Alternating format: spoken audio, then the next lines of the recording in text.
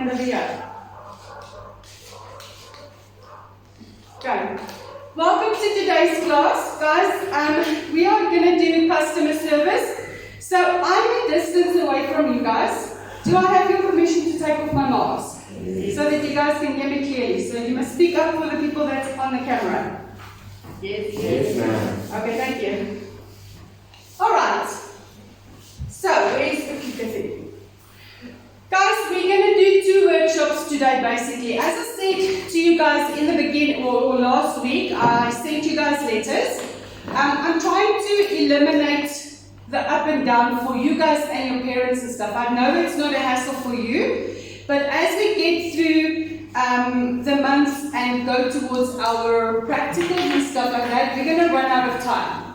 So I'm trying to get as much in the beginning of this year, or now, before winter starts, before our government decides maybe lockdown again, hard lockdown, and then we can't come through to class. Okay, so that's the whole purpose of this. So today we're going to cover customer service and Home Affairs. Okay, the Department of Home Affairs. But before we do that, do you all understand what the message and the Zoom meeting was and the letters that I sent through last week? Okay. So again, as I come through, we want to try and do it as much as we can before disaster strikes again. I'm not sure if it will, but just in case, we've got to think forward. So I'm just going to reiterate for those that don't understand. You will be with us for a 1-week period, and on the days that I gave you on your letters. Okay. That is to give everybody the opportunity, those that's on the gold plans, those that does the cruise licenses and stuff like that. They're not going to spend time with us here in class the 6 weeks like the ones do for aerospace. So it's purely also for them, but more for us as well, so that we can interact more with them, because sitting in a class for 1 day doesn't give us a feel really of your personality. The people you were at team building is not the people you're going to be when you graduate. Okay, I can tell you and give you that 100% guarantee now. That is what's going to happen. So that is our way of interacting more with you, to see who you guys are, but also to give them the chance and the opportunity to gel with the rest of the people. Okay.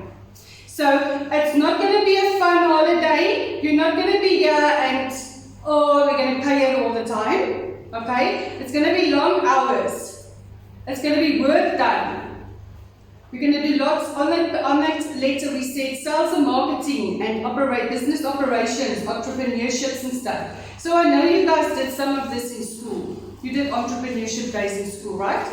So it's sort of similar, but this is now based just on travel and tourism. So even though we learn about aerospace or learn to go on cruising and stuff like that, everywhere in the world you will have to deal with customer service, like we're doing today, sales and marketing, business operations. Whether you want to know how a business operates or not, if you are an employer and someday, maybe way in the future, you might start your own business, you need to have the foundation that is being laid.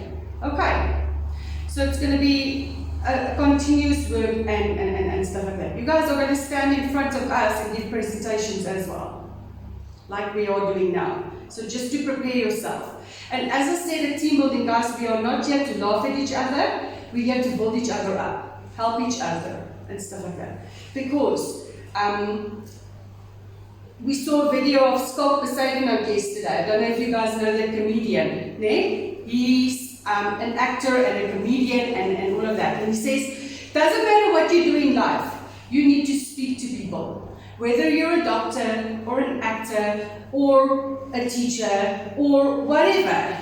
And if you can't speak to a person without fear, what do you have then? And I'm not saying to buddies and stuff like that.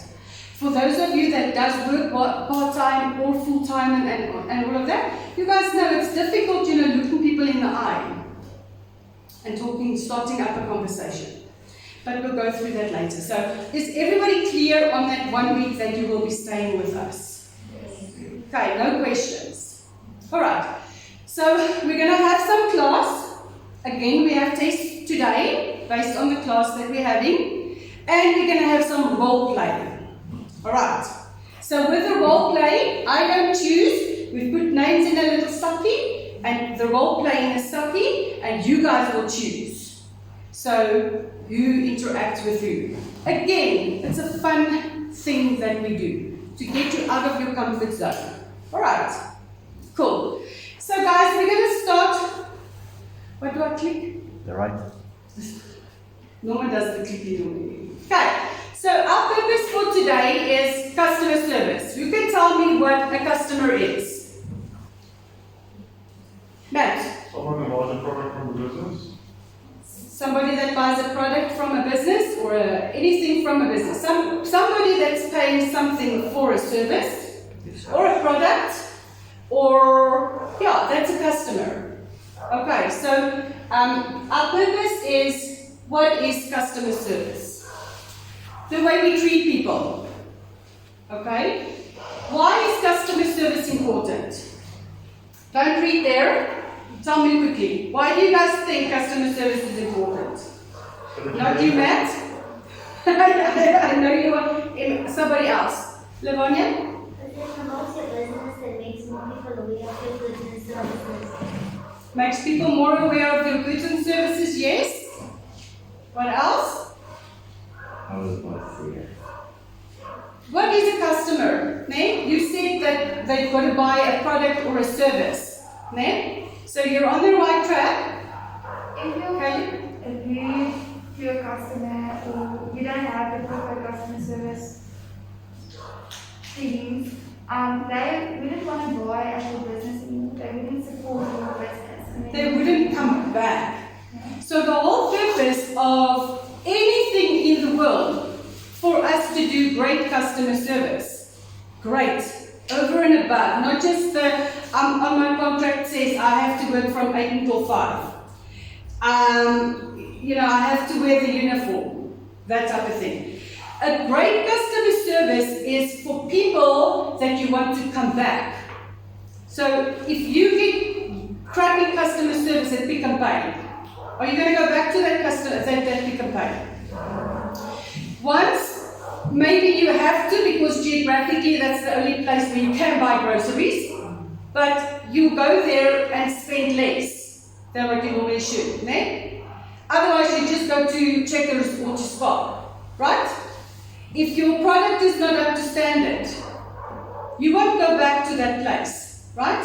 So if you go and eat at Spur and they give you a half raw meat with flies on it, are you going to go back to it?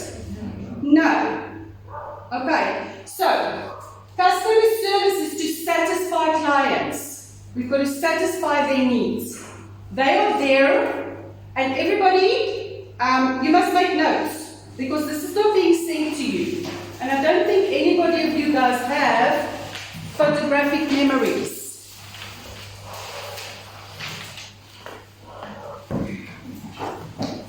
So while I talk, you guys can also listen to me and read off of the board.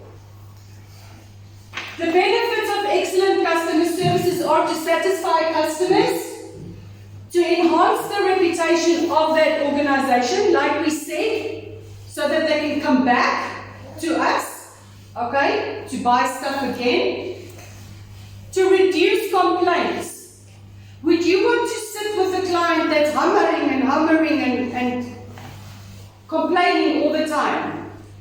That's an awful client. One that goes on about the same thing all the time.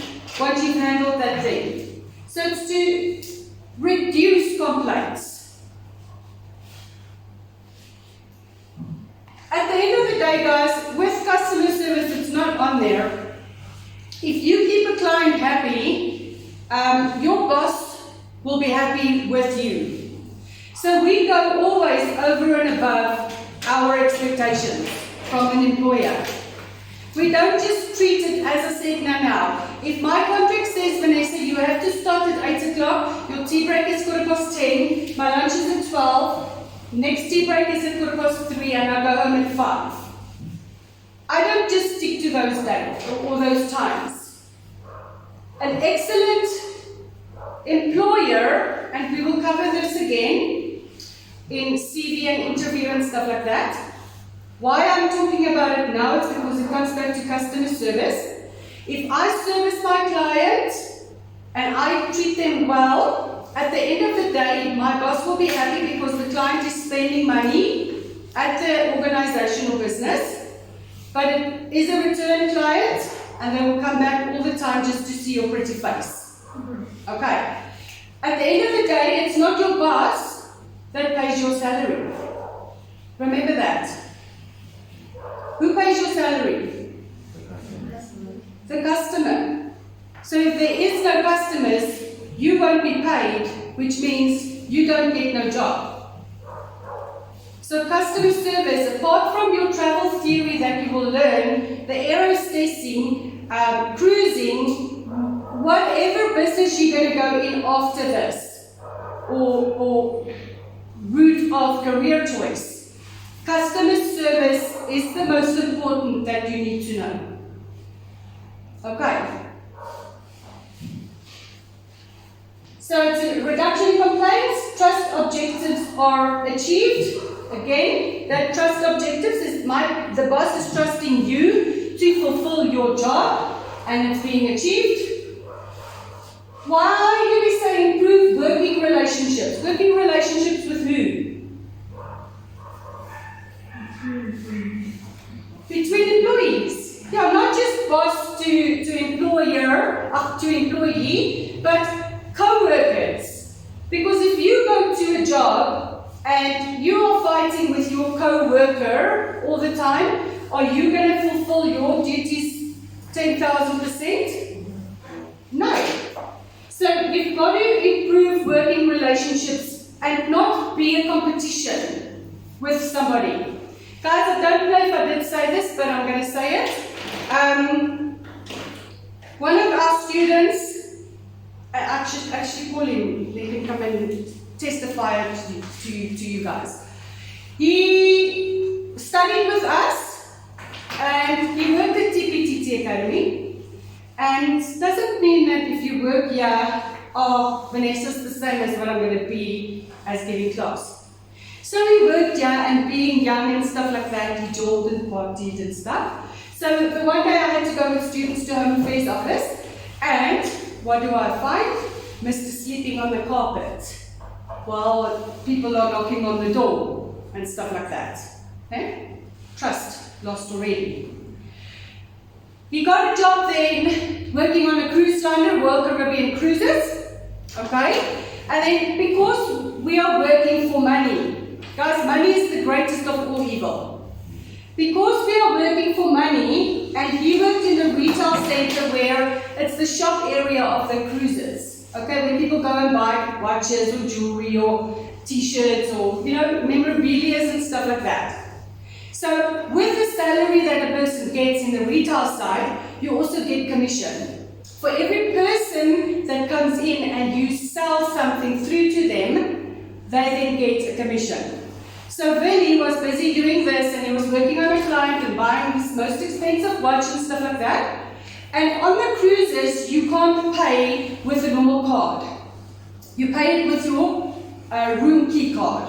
So these people left their stuff in, and they said, okay, thank you very much, we were interested, we just forgot our key, we're going to go fetch it. Okay? So about an hour later, they came back, ready to purchase another thing, and Vinny was busy with somebody else.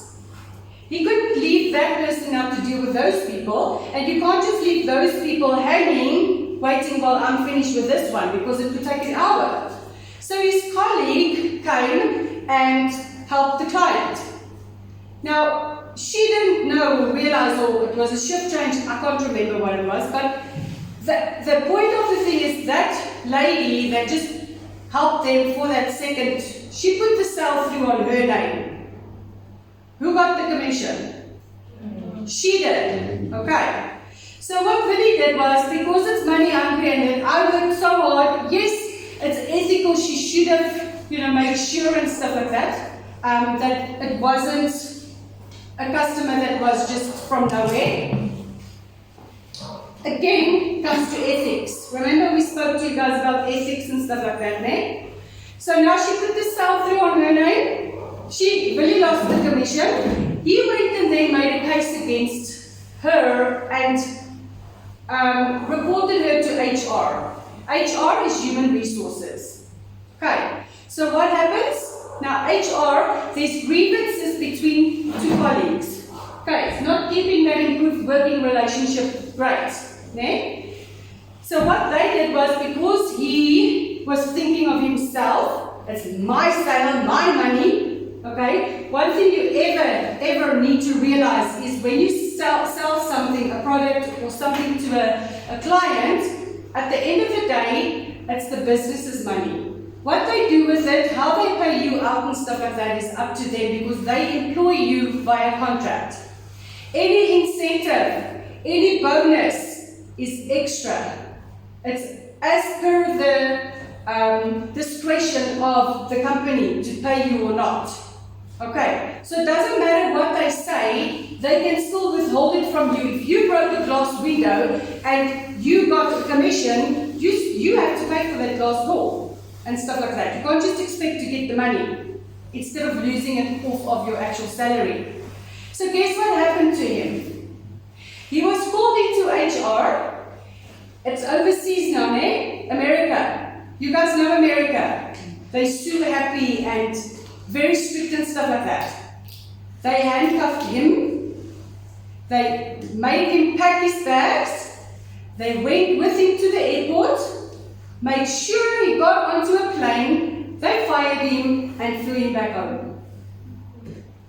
For commission. For $10. Is that worth it? No. Okay, so guys, when you look at stuff, everything over and above what a company gives you, that's just extra. You work for your salary and that's what you work for. And you work damn hard for it. And you make sure that your trust objectives and your improved working relationships are there. You don't want to be in that boat. Literally, figuratively. Okay. Increased job satisfaction is one of the benefits, and our well-being is protected. What does it mean by our well-being is protected? What does it mean the organization's well-being is protected? The customer reports about the needs. Yeah, but it comes also back to the job satisfaction. You guys, when you're stressed, you don't feel well, right? So that's what well-being is. We're protecting our health. The health of me as a person. I'm not stressing because tomorrow I need to see Norman and, we fight all the time. That's what the well-being is of the company, of the business, and of the person itself. Okay, so guys, when we come to customer service, we have good customer service and we have bad customer service. So with good customer service, if you guys are happy with something, how many people do you tell? Maybe one or two? No? But boy, when something goes wrong, you don't like something, you hit that social media and Facebook, 10,000 friends of yours knows about it. No? So it's harder to work on good customer service with referrals and good voicing and stuff like that than bad. Why do you think the actors and actresses and stuff like that, they sometimes create bad publicity for themselves? Because that's what the tabloids sell. Bad news sells better than good news. And that's true. Okay? You've got to work 5 times as hard to get a good word out there than one person is negative and that one person will go to one person and then it's just like a flame. Alright, so that's why good customer service is very important. Okay. Okay, so we already said who are our customers. our customers are service users. What is a service user? It's something, it's a service somebody offers. Okay? Like MTN. You don't physically go and buy the cell phone tower. You buy their service, their network that you buy. Yes, you will get, you'll buy that Nokia phone or iPhone or whatever, which is the physical hard product, okay? But a service is what you guys are going into.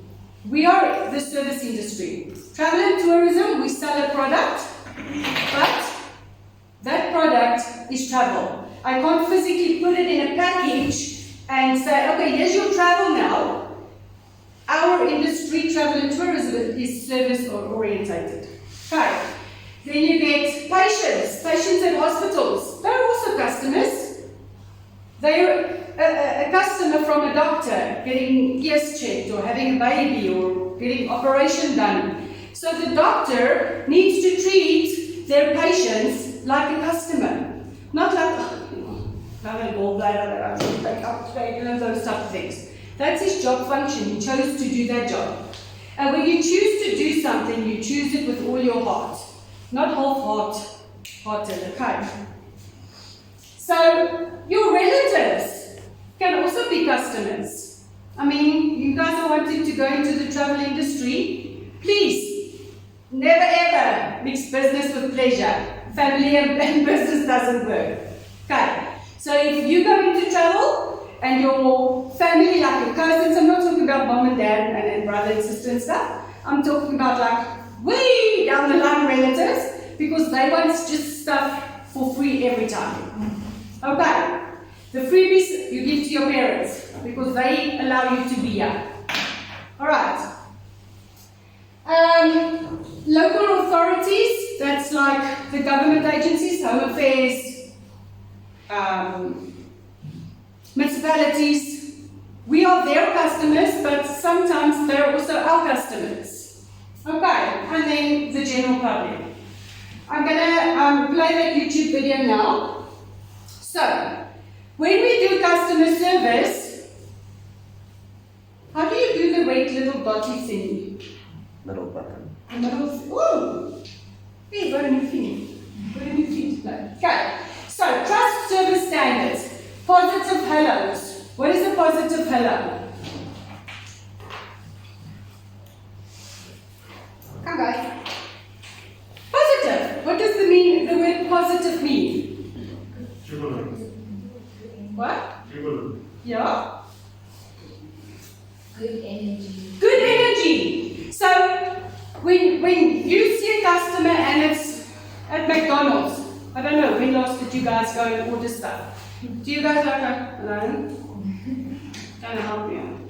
I just want to throw them with a burger or something. Okay, so energy. People feed off of other people's energy. And if you come in and you're offering a service or selling a product and you're like, can I help you? Do you want to buy that product? No. I'm going to go want to walk out that door and maybe go to Spar and go buy my bread there. Okay. Always put a smile on your face, even though you have a bad day. You put a smile on your face. It's not that person that you are servicing or offering the service to or giving or selling the product to. It's not their fault that you have a bad day. So positive hellos, warm, welcoming. How are you today? Open up a conversation. Okay, people will give you negative return of energy and stuff like that, but that's on them. That's not on you. You're always smile, happy, and stuff like that. Not cold or clinical, like I was just saying. Yeah? What do you want? No? Okay. Out the door. Type of thing. Welcoming them into your house. Your presence is your house. Okay. Whenever you meet a customer, whether it is for 5 minutes or for 5 months, you always need to give that positive energy over. Okay, positive goodbyes. Same thing as the hello. How do you say goodbye to them?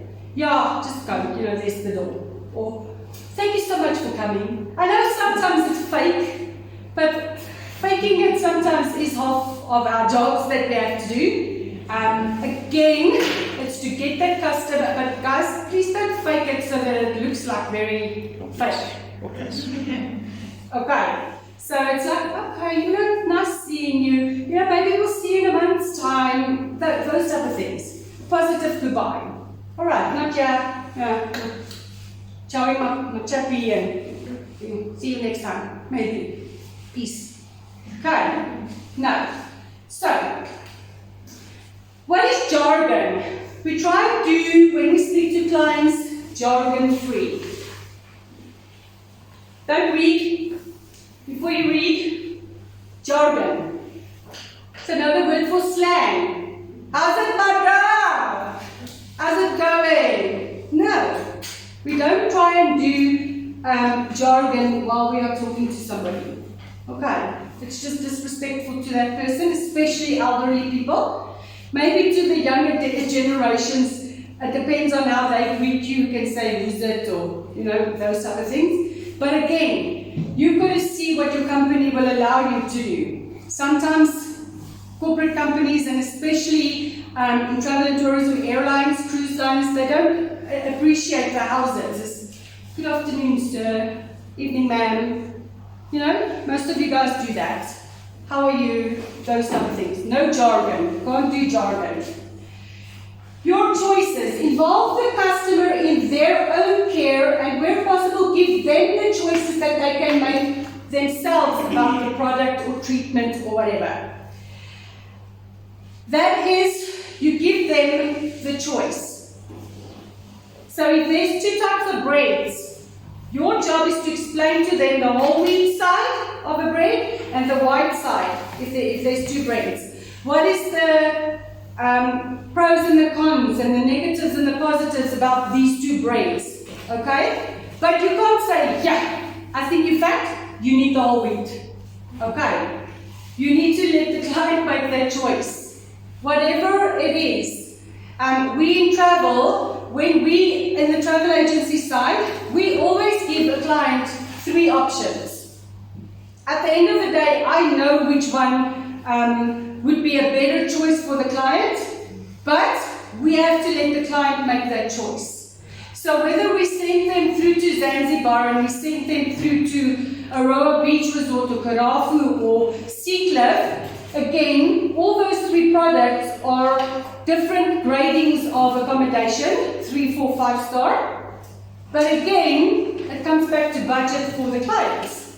So it's their choice if they want to spend money on a 5-star experience or on a 3-star. Always give a choice to a client, not just say, you know what, I'm selling this phone, it's just a Hawaii, or Wawawa, and this is all we have. Alright, they have to have their choice. What does a smooth handoff mean?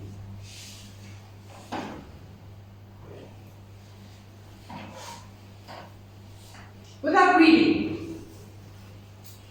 I've sold them now the bread. He's made his choice. What do I say? Do I just turn my back and go, goodbye? You know, or thank you for spending time with us. Hope you enjoy your phone, the choice that you made. Let me guide you to where the paying toll is and stuff like that. You don't just help them with something and drop them. Okay. Smooth handover to the next person that needs to complete that transaction basically. Alright, so with us in the travel agency side, somebody comes and books a ticket. Do I sit at my desk and say, okay, bye, once I've given him the ticket? No. So with us, when we were in the center and stuff like that, give him the package, explain everything, and then we would walk them to the door. The second they step out of that door, they're not your responsibility anymore.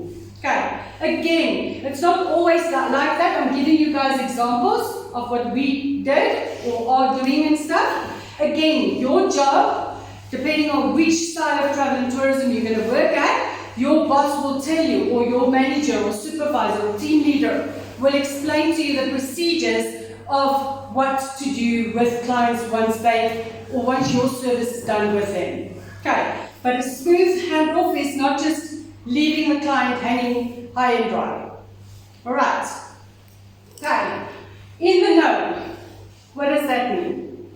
That means if a client comes to me and I'm supposed to be the product specialist, if I'm selling the two braids, I'm supposed to know sunbake versus blue ribbon, okay? The two differences. I need to know my product. I need to know that whole wheat will give you gas or whatever. I'm just putting straws here, okay? But in the know means that you can't stand in front of a client selling him something, but you've got no clue as to what that product is all about. No clue. Okay, so you need to know your product.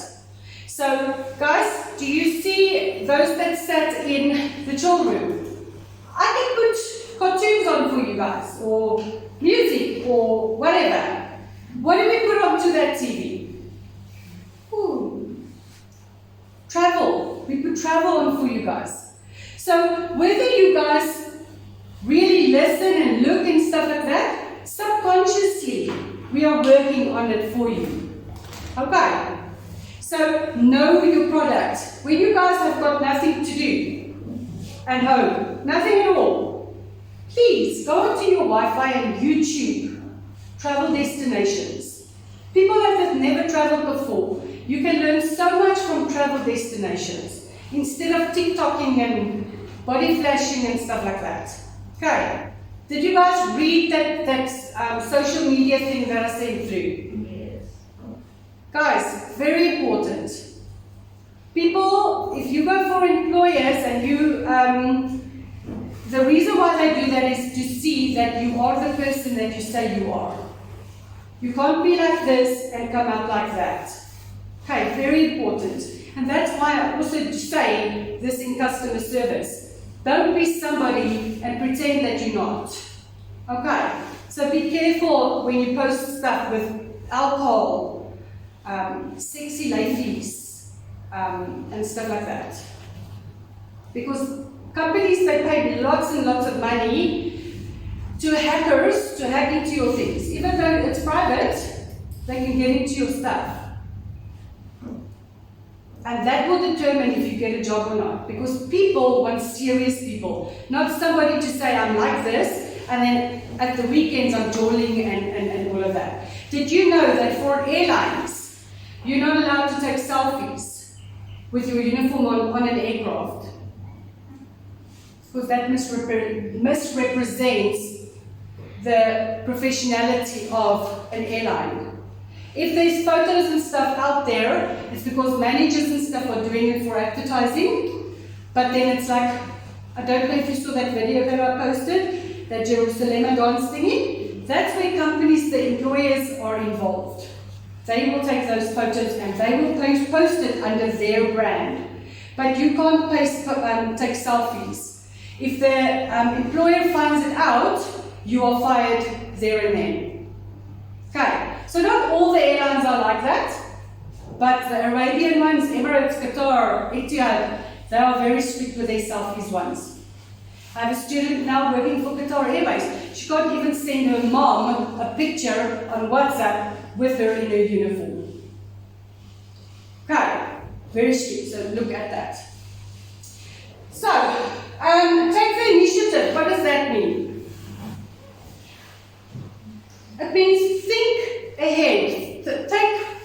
I won't say take responsibility, but initiative. What does that mean? Originality.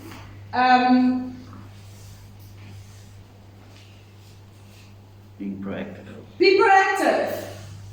If somebody comes in and say, you know what, I saw on TV the iPhone, I don't even know what number we're on now. 12, and stuff like that. I want it. But now, this is being advertised in America. It still needs to be shipped to South Africa through quarantine and the whole nonsense type of thing. So sometimes you get a client, you've got to be proactive and say, you know, unfortunately, due to production, because I don't know if you guys know, Netflix. If you're on Netflix, you can not get some series and stuff like that here, but it's showing over there already. because it's not been made available for our geographical area.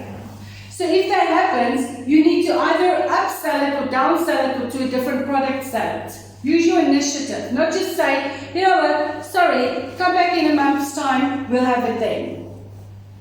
If we give clients the options and we use our initiative to say, you know what, I know you're an iPhone person, but yes, the Samsung Galaxy 5 million, I don't know, that's got the similar products as to that, see how that works. Again, you use the initiative of giving other options, but still giving him the choice. Okay, the client. Alright, keeping promises. What do we mean by keeping promises? If I say to a client, you know what? Okay, next, sorry. I need LED lights. I'll order for you, it will come next week, Wednesday. That's my promise. Try and keep them to your promise. But, in saying that, especially when we know that we have to order that LED and it needs to come from Saudi Arabia and we know that it's going to be stuck in customs, we can't promise an actual Wednesday date. So we keep a promise to say, we'll order it for you and it will take approximately 2 to 3 weeks, but don't give an exact date or time. Or if somebody phones you and you say, you know what, I will phone you back on Thursday, the 12th of March at 3 o'clock. Sometimes people are a bit, there's a different word I want to use, but they're very specific. They will sit and watch that phone on the 12th, 3 o'clock, and if you don't phone, that already gives them a bad impression because you're not sticking to your promise. So when you promise something, you make vague promises, if I can say it like that. Just say, I will call you within this week. Once we have heard the product is done, or whatever. You promise that you will call back, but you don't give a specific time or date. Alright. If you have done that in error, then you still do phone the client 12 March, 3 o'clock, but it might not be the conversation that he wants to know, but at least you have phoned back. You can phone back and say, you know what, sir, we're still waiting for the technical area to get back to us, logistic-wise, I don't know, whatever the thing is that you need to phone them back with, you are still phoning him back. Okay, so sometimes people can't think on their feet and they just, people get harassed into saying something. Clients will sometimes do that, and you would say, yes, no, I will phone you tomorrow, and so on. But you might not have had that answer, or from the boss, or from the bread manufacturer, whoever bakes the bread. They could have put yeast in instead of this, or whatever. They could not come back to you because of reasons, okay? So you still phone the client back. You keep your promise. And just say, I will get back to you again. Alright. Courtesy, common courtesies. Every interaction is focused 100% on the customer. What does that mean?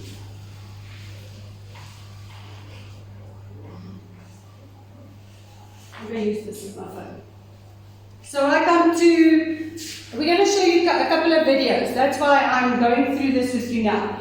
So when you are in front with a customer and a customer comes through and you're busy with them, hello, Hyacinthe, how are you? Can I help you today? Yes, buddy, how are you? Hold on, I'll be with you now. Okay, yeah, no, the job sounds great. Yeah, no. Yes, ma'am.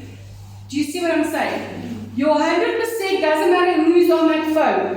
Whether it be the Finger President of South Africa, that client that's in front of you, looking you in your eye, or if you're on a phone call, is the most important. Why do you guys think I say put off your phones when you are with us? Because it's a distraction. You need to focus 100% on that person right in front of you. Okay. Whether it be an hour or 5 minutes, they need to have your full attention all the time. Okay. Active listening. What does that mean? Don't just hear what we say, listen to what is being said. On my message I said you need to bring your pens and your papers and your ears. Then your 100% concentration.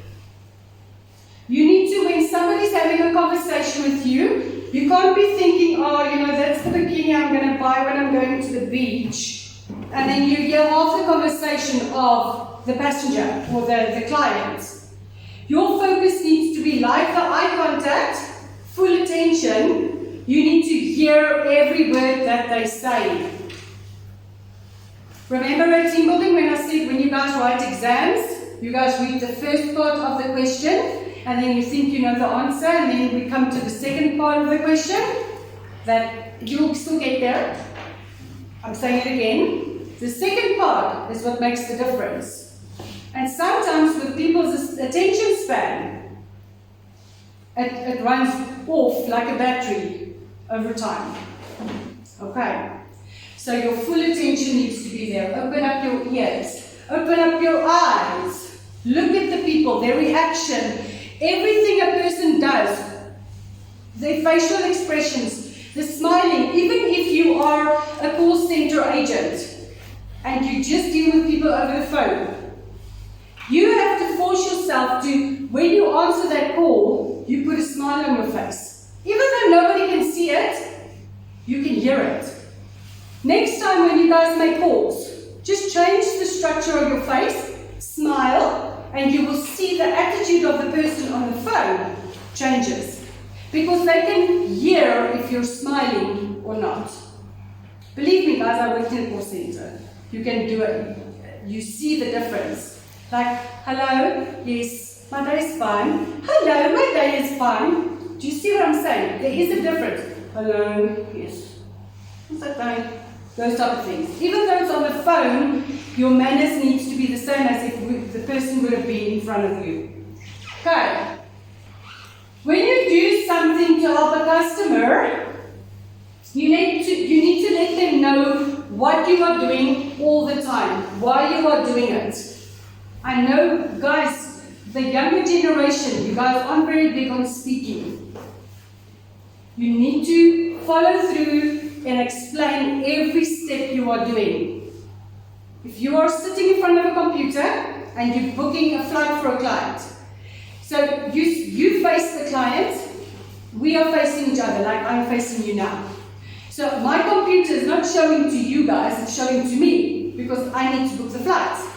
So now I can, type away and, hello lovely, how are you, on WhatsApp and stuff like that. They don't know or can see what we are doing. And if the system is hanging, or if it's down, or if it's slow, I need to say, oh, you know what, the system is very slow. It's going to take a couple of minutes, I'm just rebooting it.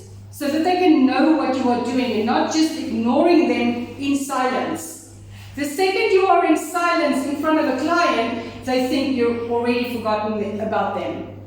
Okay, so the whole thing is about communication, talking to people. Okay, Vanessa, I'm going to the toilet now.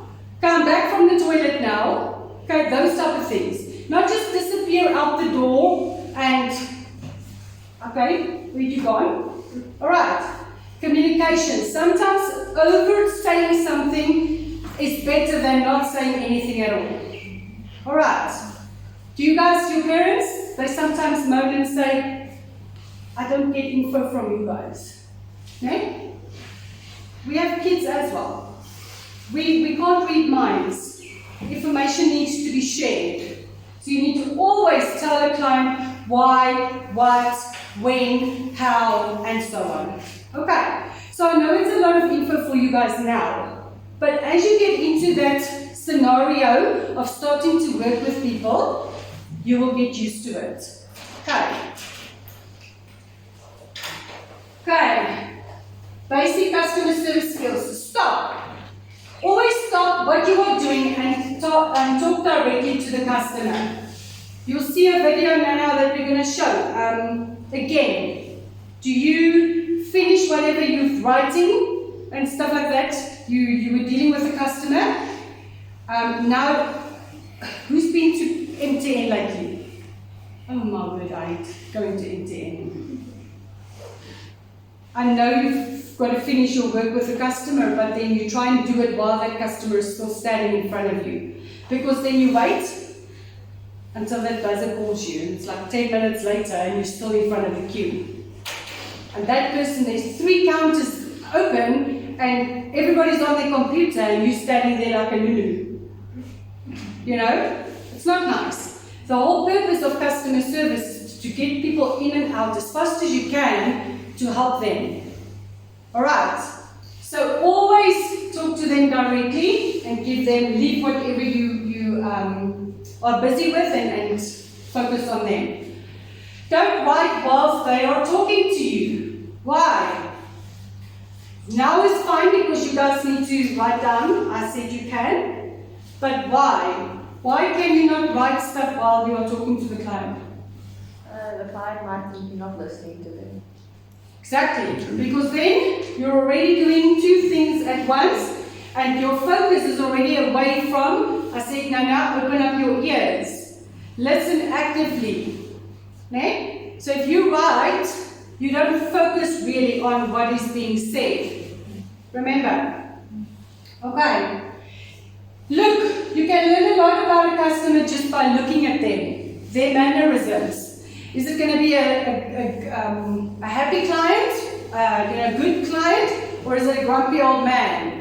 You know, the way that they walk into the door. Do they walk like this, or like, greasy type of thing? You can see on people's reactions, the faces. That's why I said, no. When you speak over the phone, your facial expression says a lot about you. And so, if you see a client from over there coming in, a lot of people steer away. And sometimes there is like a competition in workforce, whereas there's a customer and it's a repeat customer, but it's this grumpy old person, then everybody's fighting not to have anything to do with that client.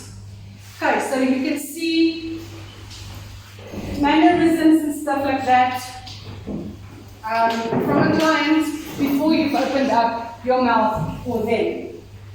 So, when you look at a client, you make eye contact.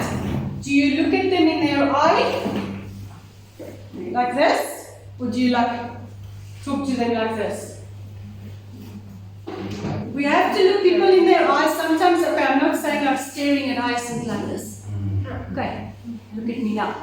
Okay, because that's like making them uncomfortable. But it's talking to them, moving your eye, but coming back to them. Alright, you have to make eye contact. Because that again tells them that you are listening to them. And the mood assessment with their facial expressions. When we say make eye contact with the client, just make sure that it's appropriate, not like, those type of things. And do you want to date tonight? Type of eye contact. No. Alright? Too little eye contact might suggest that you are anxious or not interested in talking to that client. Too much says you're either hostile, threatening, or confrontational. Assess the customer's mood. Is he anxious? Are they impatient? Are they embarrassed? Are they angry? Having this understanding will help you respond appropriately to the customer and provide the correct level of service.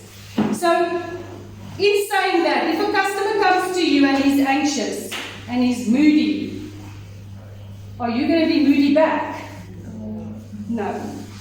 So, again, the whole thing, and now it's like all, with whatever we are doing now, it sounds like graded, long, and stuff like that. But for those who've dealt with passengers or clients already, you would know it's quick. You assess quickly and you get to your job function and that's it. We're just going over some of the things. Okay, you have to listen. Sometimes you've got to put yourself in the customer's shoes. Remember, if they have a bad day, it's not specifically meant to you. You might not have done something wrong. Maybe they came in and their dog died, or their wife cheated on them, or somebody passed away, or whatever. People don't just hide away if they have bad moods in their houses. Now they do because of COVID, but before, or normally, people don't just stay away because they don't feel well. Emotionally, I'm saying now. Okay, so you've got to put yourself in their shoes. Why is he grumpy? Yes, maybe there was a fly in the bread or something like that. I'd be grumpy as well. Guys, I'm talking about the flies in the food because it happened to us. Debonaise, I won't ever eat Debonaise ever again. Okay, so when you take away food, look at your food. Okay, so put yourself in the shoes, concentrate what is being said. You are listening, your body language, again, listening, talking. You can be a wonderful service agent or somebody selling it, but your body language needs to speak for itself as well. You can't slouch, chew chappies, have lunch or tea or something like that while you are talking to the client. Okay. Be aware of what is being missed out by the customer. So, again, earlier we said good handoffs. So, if a client was by you and your colleague came to you and said, there's the client, he didn't give a good handoff, coming to you now, you missed the plot somewhere. So, he got upset with the passenger, the service agent over there, and now you need to complete the job. So again, it's assessing the mood, but you've got to make sure that you understand what happened over there before or when he comes to you. Okay. Again, like I said, we have to ask questions, talk a lot. Don't just assume things. All right. Write down important details. Guys, when a passenger or a client is talking to you like this, like I'm talking to you now, that's why I said you guys need to make notes. Because I'm saying stuff to you that might not be on the board. And with you guys listening and making notes and stuff like that, you might not need it right now. But in a year's time when you start working or something like that, or you get a part-time job, you can just go back to some of the notes and say, oh, okay, I remember Vanessa said flies in the pizza. You know, those type of things. Don't do that. And. All right. Write important things down. Like what? A client comes to you and says, hello, my name is Henderson. It's not an easy name to remember. So you write it down. Okay. So when you speak to him and you know, if he says Mr. Henderson or just Henderson or whatever, you come back and with your discussion, that's why I also put your names on your shoulders. So that when a client speaks to you or somebody speaks to you, your name is already there. It opens up a conversation. Because some people don't spend time and focus on the attention of details. I wore my jacket the other day when I had to go for my arm operation and stuff like that, and I had my jacket on, and there's one guy out of nowhere, hello Vanessa, I don't know you, but in the meantime it was on my back. And that opens up conversation. And then they ask, oh, see you're red and grey, and what are you doing, and stuff like that. So it opens up conversation. So always the most important is to remember a client's name. Write important details down. If I come to you and I want to book a flight, and I say, I want to go to Tanzania. Okay, where? Where in Tanzania? Do you book a flight to Tanzania? No. You've got to then ask clients questions. Do you want to go to Zanzibar? Do you want to go to Dar es Salaam? And stuff like that. And then you write it down in your book, because sometimes a conversation would get going. You haven't started your search yet for flights, and then you've forgotten what he said. Because he was talking about his wife being pregnant and she being on 9 months, and then it's like a whole conversation out the door. And not coming back to booking a ticket to Dar es Salaam. Okay. again, ask the correct spelling of the names. If we book flights, guys, and we don't make sure that the airlines, that's why we ask for your IDs in the beginning, when we book flights and stuff for you guys, that Matt, your full name is not Matt. So on your flight ticket, I can't go and say Matt, because at the airport, his name is Matthew. They will not let him board the aircraft if his ticket says Matt. Okay, even though Matt is in there, it's not his full name. Okay, so when we have on your jackets, we said, okay, it's fine, you can have your nicknames and all of that, but your nickname, we're not allowed to book tickets and important documentation with that. So correct spelling, it has to be 100% perfect. Because even though we spelled Matthew, or the name Matthew is on there, and we forgot to say, put in the double T, they will not let him board. Even though it still says Matthew. One T is gone, and they will not let him board. Okay, that's a whole ticket of 2,000 Rand you purchased for a return ticket down the toilet. Okay, so very important on specific things like the names and the surnames. Like our surname is Janssen van Rensburg. People write it Janssen van Rensburg. Why? They're going to not let us board if there's an extra N that shouldn't be there. Okay. Again, we said listen to what's being said and what is not being said. Ask questions. When assisting customers, ask clear and concise questions that can help you. Understand the exact meaning of what you are being told. Find out the real needs of the customer. Check that the customer has understood the information. Check that the customer agrees with the suggested course of action. Okay.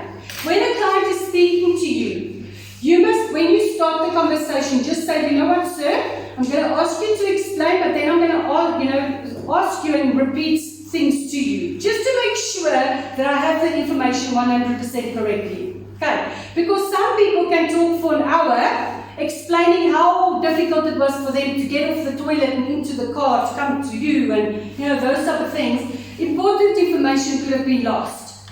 So you need to then just say, sir, would you mind if I stop you and just repeat the information you told us so that we can make sure it's 100% correct, especially when it comes to complaints.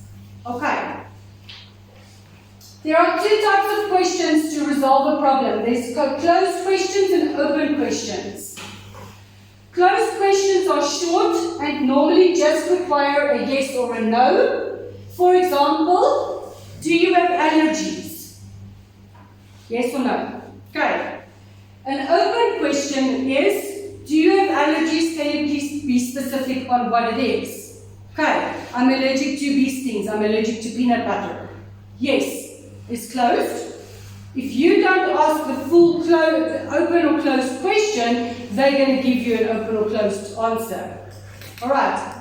So for you guys to have more information that is actually what is needed, you have to ask longer questions. Okay, does that make sense? To try and draw information out of people. Okay, yes, so you're allergic. To what? To what? Grass? Vanessa? Seed? I don't know. Alright, you need to be specific. Okay. And sometimes people will be, they might feel uncomfortable talking about their allergies and stuff like that. But then you need to explain, in order for me to be 100% focused and assist you, I need to know. So if you don't feel comfortable talking about it, write it down for me. Okay, because some people, they feel, subconscious and unconscious, not unconscious, subconscious, because somebody next door to them could hear what they're saying. And some people are comfortable with information and some are not. Sorry, Vanessa, can you please just go back to the screen before? Sure. Yeah, you guys, let's just shout and scream if you do that. Okay.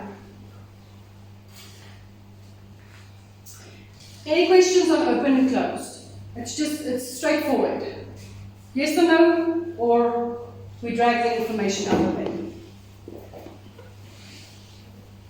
I can put this up again if you guys want to come back in your lunchtime and stuff like that.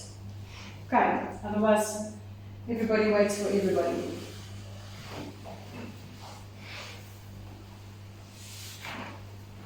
Do I have questions in the meantime? No. Okay, telephone customers. I think I've already gone through it already. They are being, you need to treat a telephone customer the same as what you would do a live in-person customer. Okay, because they can hear your mannerism. So I'm not going to go through all of that again. You still need to do your facial expressions because people can hear it, your voice and all of that. But sometimes people choose to speak on the phone rather than in person. It's just, you know, some people do it. Like Ayanda, she will not make phone calls. She does not speak to people on phone calls. She'd rather speak to them face to face. Whereas Zandali, she likes talking to them on the phone. I like the phone thing because the people don't know who I am. So I like those conversations. They can't see if I'm bloated or red today or whatever. Okay, so it is a different type of customer that you get on the phone than you would in person, but you've got to treat them the same. Okay. Guys, I've always said that to you. In team building, I said to you guys, we focus on the positive. I have a bad day. Yes, you have a bad day, but look, you woke up today. God gave you a second chance. All right. Focus always on the positive. When you speak to a client and he comes and he says, I don't know what example, I've done the great thing now. What can I do? Skittles. Let's do Skittles and Smarties. You know, that's Skittle. I only had a packet of Skittles and it just was red. Must be green and blue and yellow and whatever. You know what? At least you got the red one. Red means love. That's positive. Woo! Strawberries or whatever. You guys are going to have to think on your feet. Start, the more you deal with passengers, the more you will get comfortable speaking to them. Okay. So focus on the positive. It is important to use positive language when helping a customer. Even if you are not able to resolve the problem straight away, focus on what you can do for the customer. An example is, I'm sorry, but I do not have the information you want. However, I will contact the person who does and get back to you tomorrow. Will that be okay? Okay, because we aren't all knowing. We sometimes don't know what management or your bosses or whatever have planned. So if you don't know the information, like sometimes when specials come out, you know, like game or, you know, those type of things, you phone the electronics department and say, you're special on the Canon camera or whatever. Those people, sometimes they've got no clue that specials have been printed, but it's in the public. You don't say, you know what, I don't know. And transfer them to another person, and transfer them to another person. Have you guys phoned Home Affairs lately? No. Phone them. Go. I challenge you. Okay. When you deal with somebody and you don't know the answer, you admit you don't know the answer, but I will get somebody to either call you back that is a product knowledge or has the correct product knowledge, or I will find out and get back to you later. Okay, but don't say, you know, a specific time or something like that, because now this guy said tomorrow, but your manager who has the info is sick with COVID, can't answer the phone, and now what happens? You can't phone back tomorrow. Okay, but if you did, you phone back and say, it's just taking a little bit longer to get the correct information for you. I'm still busy with it. Do you mind waiting, you know, for the info? Okay, put it back to them so that they can say yes or no. Okay. Difficult customer interaction. Remember, a customer is usually upset with an organization, a product, a service, not specifically to you. Unfortunately, you are the person, and if you are like the aerostesses, they are the face of the check-in people. The aerostesses, they are the face of the organization because they are the frontline people, we call it. Okay. People might be upset about on a cruise ship. There's too many eggs that egg smells and I don't know what nonsense, or the toilets flush too much while I'm sleeping, or those type of things. If you are in a certain area of an organization, you will have first contact with the passenger. And complaints aren't always to you as a person. But if he came to you and you were, digging up your nose and, chewing chappies and stuff like that, he could get aggro with you. But when it's a product or a service, it's not necessary to say that they've got the grievance against you as a person. So again, guys, we have to grow thick skins and we have to put our pride in our pocket and say, yes, sir, I understand, sir. I'll sort your problem out, sir. La, la, la, la. Okay. Those type of things. So they're not angry at you, but at the situation that our product or our company created for them. Okay. When the customer is challenging your customer service skills, accept the challenge and work out a solution. For example, there are do's and don'ts. So, the do is work with your customer and offer a problem-solving approach. What we don't do is return anger with anger. What we do is we take control and we assess ourselves. We don't promise what we can't deliver. We have to let the customer express their frustration and not, you know what, this is not my job, speak to somebody else. I don't want to hear your story. You just need to stand there. But guys, get this a lot. Don't stand there and stare at the people like, I'm serial killing you in my mind now. Okay. Your facial expression says everything. And why I'm saying this is because it happens to us. Not with you guys, in certain areas and stuff. You try to help people and they're like, are you done now? Are you done? Okay. So, let them express their anger. Just listen. Guys, what does it mean to pass the buck?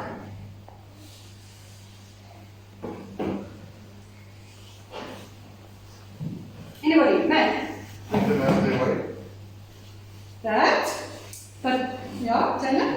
Would it be sort of like if you tired of them, sort of just give them to someone else? Like Blame somebody else. Yeah. I messed water. Oh, it was Hyacinth that did it. I don't pass the buck. Passing the buck means to blame somebody else. Okay. Don't, if a client comes to you, he's done his frustration, he's told you his story, and then you go, not my department. Okay. I hear your frustration, sir. Unfortunately, that is not my area of expertise. Can I go with you and I will explain to the correct department what the situation is. Don't just send them off on their merry way and say, go and sort yourself out. Okay, we don't do that. We show concern and we show empathy. What is empathy, guys? I think we've spoken about this before. There's a difference between sympathy and empathy. Kaylee. Empathy is when you have like, you feel for the other person. Exactly. Sympathy is I feel sorry for you. Shane, your dog has gastro today. I know how it feels to pick up the poop and stuff like that that's running. I sympathize with you. Empathy is where I put myself into that person's shoes and I understand the horror or the frustration that they are going through. Empathy towards a person. I'm not sympathetic towards you because you dropped in that slapoop or something like that. I'm empathizing because shame can happen to anybody. Okay, do you guys understand the difference between empathy and sympathy? Okay, don't blame colleagues. Don't say, oh, you know what? It's Norman's fault, everything is falling apart. Whatever, okay? Not your colleague's fault. Apologize personally we're responsible, okay? Or say, I'm sorry you feel that way. Apologize, don't apologize automatically or unnecessarily. Like that means is, the phone. You bought a phone and the client took it, went home and he dropped it and it's got a crack in it. Now he comes back and he blames you guys because it's a brand new phone and now it's broken. Okay, you can't say, oh, I'm sorry sir, we'll replace it with a new one. Whose fault is it that it was broken? He was negligent. You've got to go and say, sir, from the moment that you left the store, unfortunately, once it leaves our premises, like we did with the tablets, guys, once it leaves our possession and you sign for it, you take responsibility for it. I'm sorry to hear that you went through that ordeal, but we can't just replace it free of charge. There will be costs associated to getting it fixed. We can help you fix it, but we can't replace it because it left our premises and it was still okay when you left. That type of thing. Okay, does it make sense? Okay. What is soft skills? Okay, right. Guys, can we pause here? Do you want to have a 15-minute break, toilet break? Or do you want to go on? Huh? Toilet. Okay. 15-minute toilet break. What's my favorite are soft skills? Matt, are you in class today? Everyday communication skills. Yes. That is what did we say about your empathy, your sympathy? Soft skills are your personality, basically. Hard skills are the theory that you guys learn. Like we go into travel and tourism, we learn the hard facts of where places are on the map, how fast does the train go, those type of things. Those are hard skills that we are learning. Like maths. You guys, when you did maths in school, 1 + 1, that's a hard math one. Not a hard math, a hard skill thing that you are learning. Alright? Soft skills are your interpersonal communication skills, like Matt says. The way you behave everywhere, not just with family, with clients, friends, and stuff like that. It's personal soft skills. What we are doing today with you guys is teaching you a soft skill. How to interact and stuff like that. Even though there's content of hard skills, you're learning about the wording and correct wording and phrasing of customer service, but a soft skill is how to interact with people on a personal level.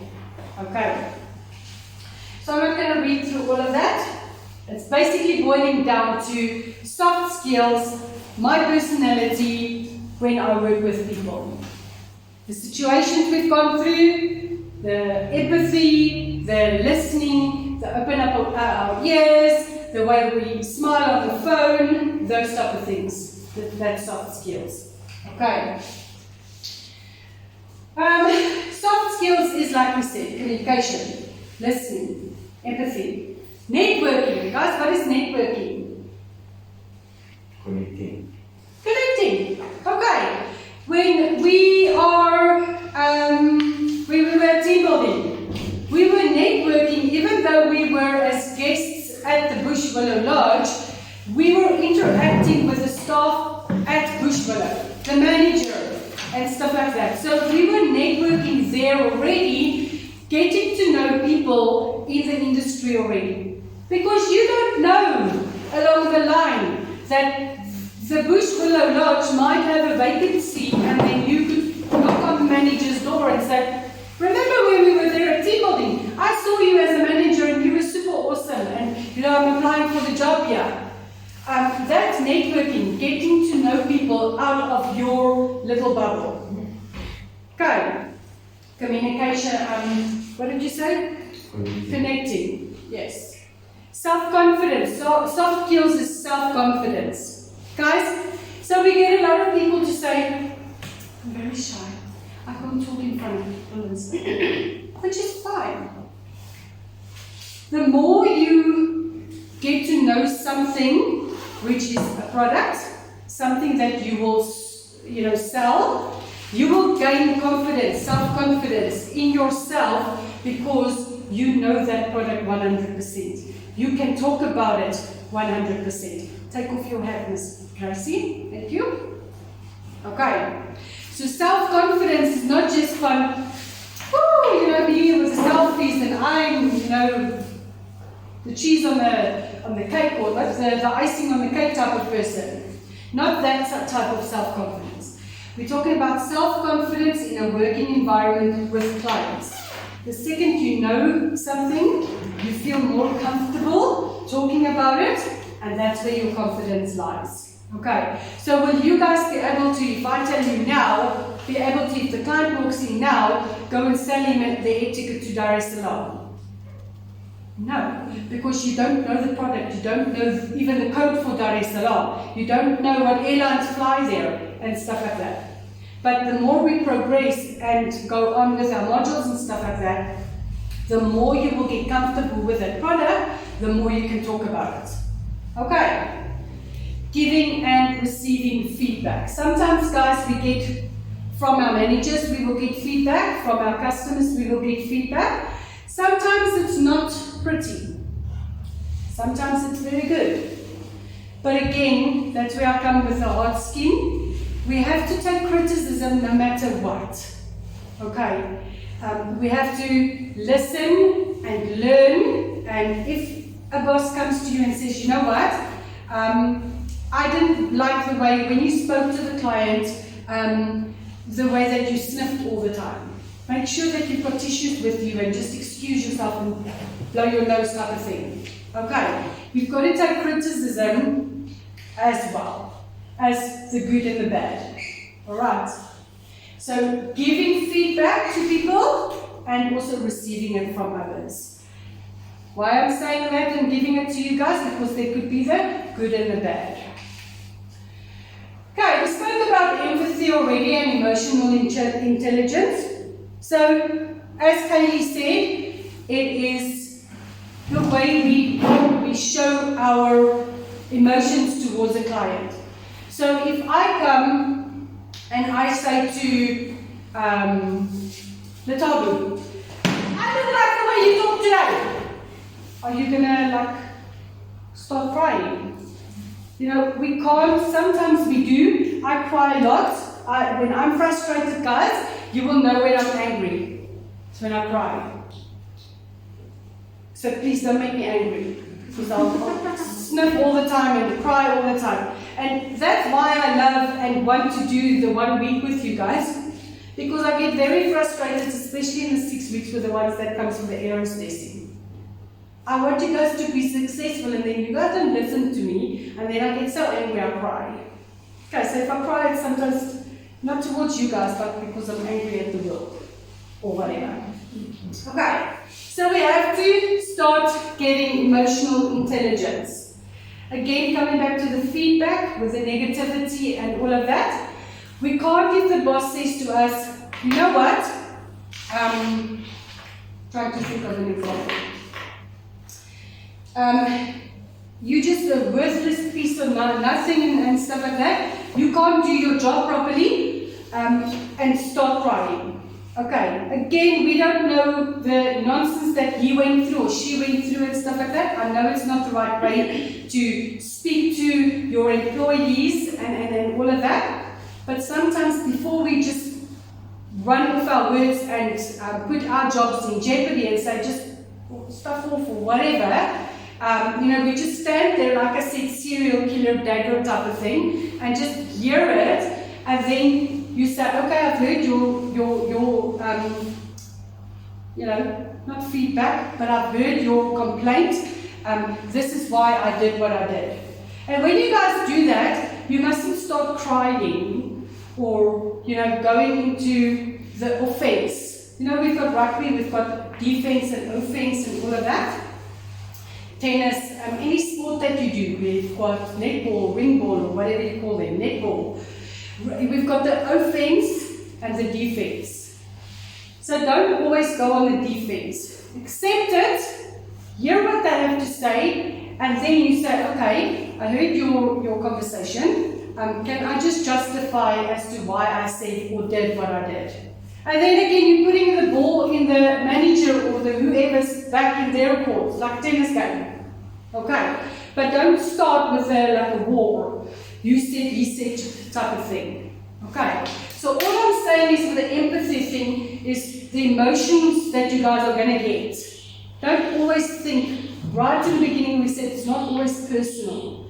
You've got to stand your ground, know your product, know what you did. If you did wrong, you admit it.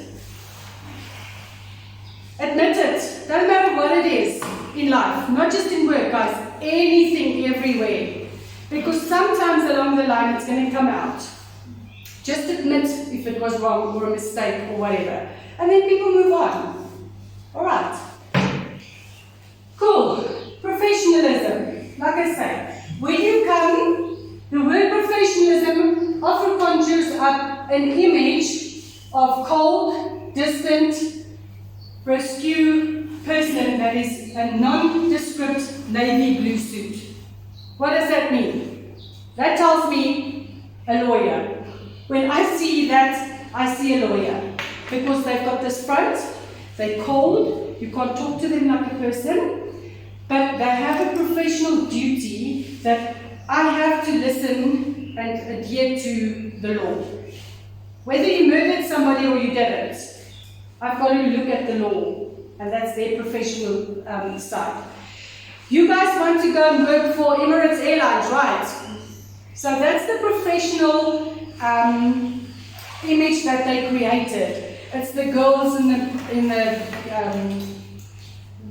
creamy suits with the red hats and the scarf over the face and all of that. That's the professional standard that they are adhered to. So we always, depending on where we are, we have a uniform that we have to wear. Remember when I said to you the last workshop, we gave you guys a uniform, you come in your uniform. No hats, no beanies, no earmuffs, nothing. That is not your uniform. If your boss gives you a uniform and you don't wear it exactly like they say, that's when warnings start to come in. Because you don't want to do that. The way you, especially for the guys, I'm talking a lot about the aerostessing because that is a very professional area. Because of, not that cruising is not, cruising and stuff like that is for people that want to go on holiday. So that is more of a laid-back area. Okay, I don't go onto a cruise for a holiday with my suit. Okay, yes, in some areas of the cruise ship, like the retail shops, they will wear suits and stuff because the retail shops on a cruise ship is not owned by the cruise ship. It's Cartier and Boss and stuff like that. They've got the shops inside of the cruise ship. So you're actually employed, if you work on the retail side of the cruise ship, by Boss or the art dealers or Gucci bags or whoever. They are your employers, not the cruise liner. They employed you on behalf of that brand, and that's the professionalism you've got to put out in there. And all their brands says you've got to wear a suit and tie, or stockings with your mini skirt, with your skirt and stuff like that. High heels. Your hair needs to be this certain way. Like with aerostessing, Emirates, especially the Arabian ones, guys. You have to have your hair back. I'm trying to see who's here. Sort of like Hyacinth and Clipvue. Your hair to the back, but then your bun, like yours, Sadie, yeah. You always have to have your bun here. You can't have mine like Lavonia's up here. Our buns needs to be in our, like a pillow type of thing, sort of. And that is how you have to come to work always. They are specific. Sometimes they sit with the, what do you call those tape thingies? Measuring tape. And they measure the people where the buns are. And if it's not right, you have to go to the bathroom and you need to go and fix it. Ne? We might think that it's ridiculous, or there's another word I want to use but I'm not, that it's stupid. But remember, their image is on perfection. Okay, earrings. You're not allowed to wear rings and stuff. It's got to be studded like this. It can't be the big ones, it can't be the small ones. A certain lipstick, you can't wear pink, it's got to be like nudie, pinky way. You know, those type of things. But when we get to those different courses, we will go through that in depth. What I'm saying to you guys is, excuse me, and then they were in the way. If you are at a company and they give you a uniform, they have the right to say how you dress. You have to wear stockings, it's got to be a certain type of stocking. You've got to wear good shoes or high-heeled shoes or whatever. And if you don't go against that, you are breaking contract. That means breaking contract, I'm not getting a job, or I might not have a job anymore. You guys might think that it's stupid little things that the people will find fault of, but you are the face and the image of a company. And you've got to deal with a customer that needs to come back and buy and buy and buy and buy for future. Okay? So it's very, very important. Okay, always report to work on time. Grace, there's no excuse on taxis. If you guys know you've got public transport or you rely on public transport, you make sure that you either wake up 3 o'clock in the morning to get there. Your boss is not going to take that excuse of public transport, especially now in COVID, where they are laying off people and saying whoever wants the job, who wants to be here, that's the one that's going to get the job. That's how they feel now. If you come up with excuses after excuse after excuse, there's the door. I can find somebody else that will do it. Okay. When we're on cruising, what did we say at team building? There's this one guy, he does the MSc and stuff like that, he's a cruise director. He says, if you are on time, we said class starts at 9 o'clock, eh? If you are on time, you're 15 minutes too late. Does it make sense? So when you start your job, if your job is from 8 until 5 or 4 until 11 or whatever the time is, you don't pitch up there on that second. Because like most of you want to go and get a cup of coffee, or you want to go and have a bathroom break, or whatever. For the clock to start is at 8 o'clock, or whenever. Okay. Who works? I know you said that you work part-time, work and stuff like that, ne? So guys, my son is in matric this year. He's working at Spur. He needs to log in with his fingerprints, and most of the companies are going that way now. Because your fingerprints and that scanning doesn't lie about your time. It's not like in the past where we used to have log sheets. You know, like we did with when you came in here and you signed the sheet to say what time you came in and stuff like that. Anybody can write the time on there and say, oh, I was 5 minutes to 9 here. They are going through with fingerprint scanning or with those tags, you know those taggy things that we've got, we zoom it? Yeah. Because every second that you don't work that's on the company's time gets deducted off your salary. Nobody wants to lose money. Especially if you've got expenses to pay. Cars, houses, food, electricity, and. Ne? You sign a contract to say that you will work, not come and arrive by a certain time, and. Guys, I'm talking to you guys serious about this, because when you start working, it's like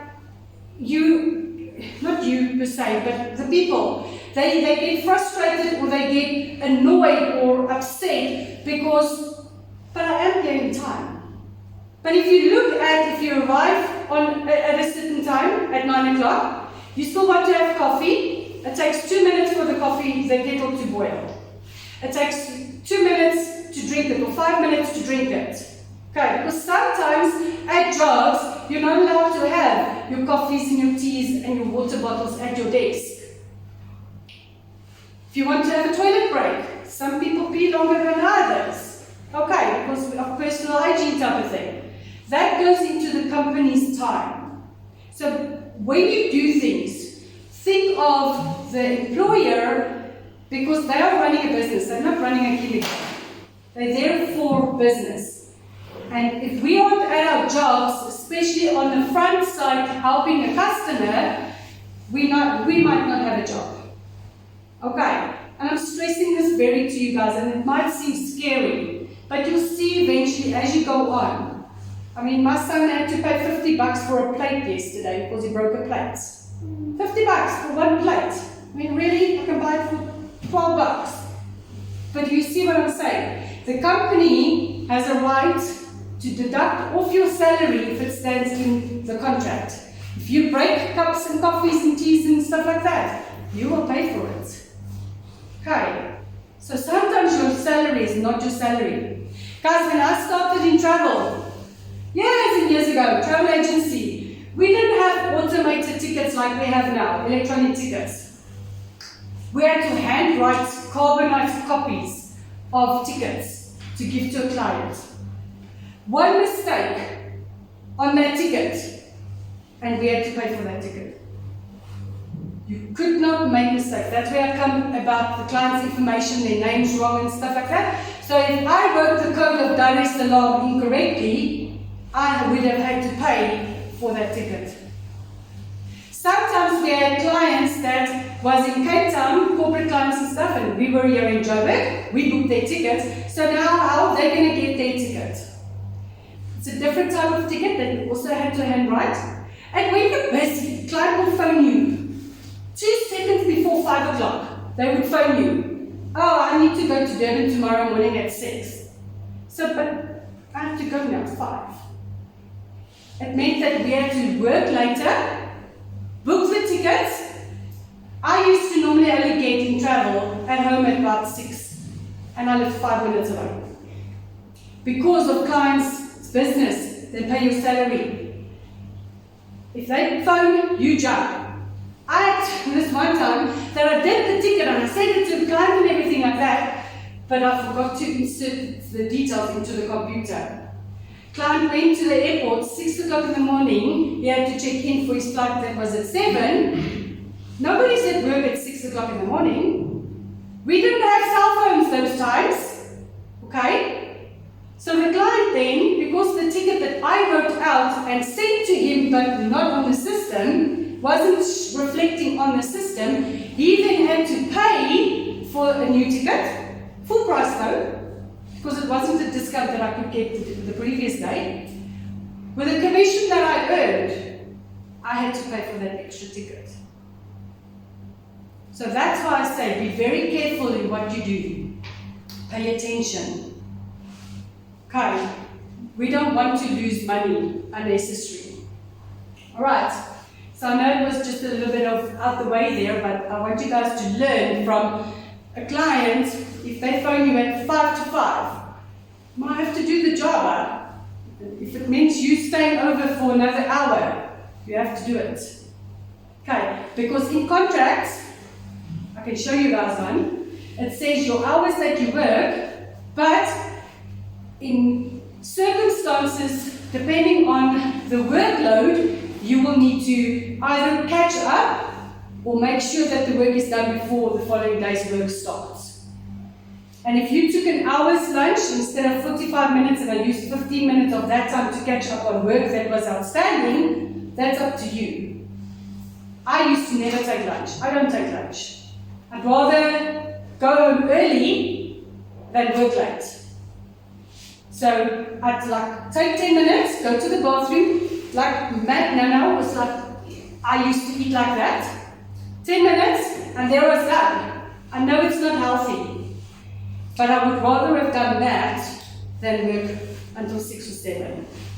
Guys, and there's some companies that forces you to take lunch, eh? I never used to, and then Norman and I went and we lived overseas.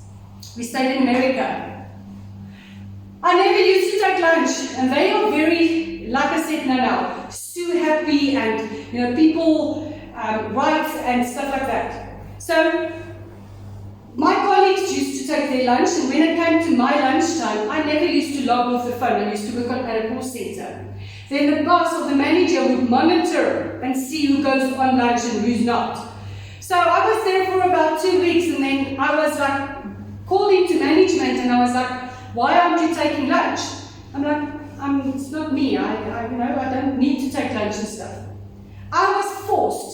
I had a manager every day come and escort me from my desk outside to the picnic area, lunch area, sit me down like a baby, even if I ate lunch or not.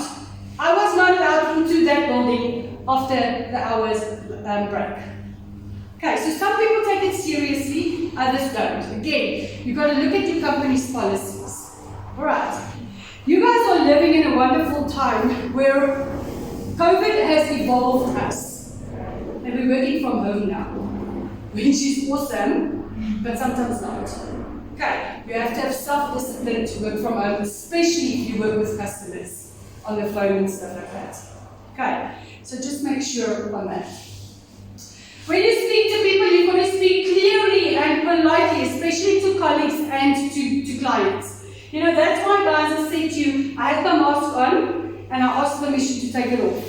I see that when man answers something, he takes it away, which is fine because he's not sitting close to anybody. Now it's fine to do that and stuff like that, because I can't sometimes look with a mask on.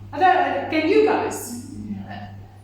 Our hearing skills are being tested with these masks, and I think we're going to develop supersonic hearing or something because of this. Okay. So, just for now, we ask permission and stuff like that. But when you speak to a client, again, company regulations and rules will tell you what to do. Okay, so striving to meet high standards for everyone's work. Okay, so if Vanessa is like, Hyacinth come and she's like, yeah, and I'm yeah, she can't try and change to be at my standards. I have to try and be her standards, the 100% one. Okay, don't go and do, what does that say? Monkey see, monkey do. Okay, we don't do that. Remember, out there, and yeah, guys, if you write exams or you do tests or you are here for yourself, not your baby. Last year we had students, they wrote tests together. The one got a top 10 and the other one didn't. Meantime, the one that didn't get the top 10 was the one who actually did the work. The real work. We know what happens with the online portal and stuff like that. And that's why afterwards we had like moaning and groaning, and this one then comes in, you know, gives away that one to say she cheated or she did that and stuff like that. Guys, like you two, a brother and sister, you work for yourself. When you're at a job, you work for yourself. Because who wants to climb that ladder, that success ladder? You or your friend? Who are you going to allow to climb over you? You have to fight for yourself. So even though we're going to spend time together and we help each other and we work as a team together with stuff, when we do our work and our tests and stuff like that, that's your own work. Ne? Because you don't always want to stay at the same level. Ne? You don't want to be the entry level junior all your life.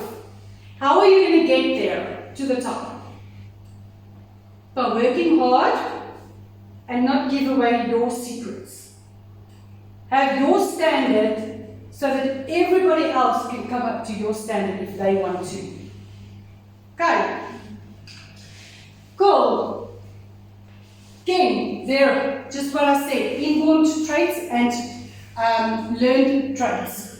Sometimes it's in a person's personality to be that go-getter. Sometimes we need to learn that skill. I have to see somebody to want to achieve what you are achieving. Because now I see you are getting you're driving that nice Audi car, How come? Because we've got the same salary. But at the end of the day, when it comes to bonuses and incentives and stuff like that, that's when that one gets the extra money and I don't. So that is learned traits. I want to learn to be as you, to work as hard as you. For you, that person now, that could be an inborn thing. Your parents made from that you were little to say you've got to fight for what you want in life. Can't just get it handed over on a platter. Some are born with it, some are needing to learn that skills. Whether it be empathy or sympathy, or learning how to listen, or learning how to observe, and stuff like that. Some people automatically do it. Remember, each and every one of us here comes from different pasts, different households, different cultures, and stuff like that. We're not all the same. Even though you two are brother and sister, you are different. Your perceptions are different. Okay? So, learn where you can, and some people are just born with that. Okay? Okay, so in summary, before we go through and we do the videos, once we've done this, we're going to watch a couple of videos, we're going to break for lunch, we're going to come back from lunch, and we're going to write the test. Once we've done the test and stuff like that, then I'm going to start with home affairs. That's not a long thing, okay, home affairs. And then we're going to write a test also on home affairs. I want to see your general knowledge on that. Alright, after we've done the actual class. And then, after the exam, sorry, we're going to do the role play first. Okay, complete customer service. So, with role play, we've got everybody's names, yeah? Somebody's going to draw a name, or the names, so it's not me who's choosing it and putting you on the spot. And then we've got scenarios over here. The person that, there's 8 people, by the way. 4 scenarios, 8 people, 2 per scenario. Okay, role play scenario is what's going to happen. So you're going to come out and be the actress and the actor you want to be. Okay, we will help you, of course. So after that, then we'll do the 15-minute break for tea break and stuff like that, and then we'll do other things. Okay, cool. So in finishing with customer service, remember we are all customers. Whether we are sitting here, you guys are a customer. Whether we are in Pick n Pay, and we are the customer to Pick n Pay. If you work for an employer, somebody else will be a customer to you. Everywhere along the line, we are customers because we buy and sell stuff. Okay. We've got to pay attention to all requests for assistance. Look at our customers' requests to see how you can make life easier for them. You never know when you will need help. Okay? Listen to your customers' needs as they are important as your own. Recognize and acknowledge their feelings and collect all the detail. Remember, look, listen, and hear. Learn, use questions to get to the heart of the matter and work to find the solution. Okay? Never blame colleagues, take things personally, or argue with customers. And always assume that a problem is solvable, even if it can't be solved by yourself. You can ask them for help. Okay. Cool. I'm going to show you guys a couple of videos. Okay. So some of it is the poor quality of the videos, so you've got to listen clearly. Okay. Where there are others that's very loud, I'll put it softer. Okay. So we can just put. I'll put it off. So I'm going to go through bad customer service first. I'm showing these videos to you and listen to me, and I'm recording this now. Do not ever, ever be like this. Okay, so this is bad customer service.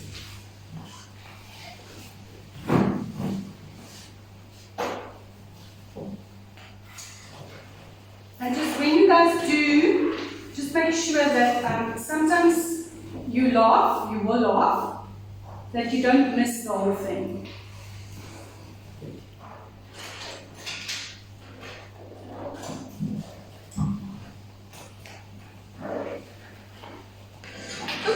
sorry. We're only boarding roads 9 and above right now. You'll have to wait. I'm in row 8. Please step aside, sir. It's just one row, but you think it's okay? We'll call your room momentarily. How do the crescent rolls and do the cranberry? You know I can't cook. Okay,